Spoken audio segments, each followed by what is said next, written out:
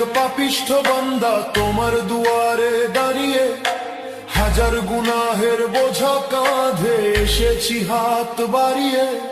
সারাটি বছর কেটেছে মোর ভুলের অন্ধকারে, আজ শিয়াম সেজেছে প্রদীপ হয়ে আমার ভাঙা ঘরে। তওবা কবুল করো মোর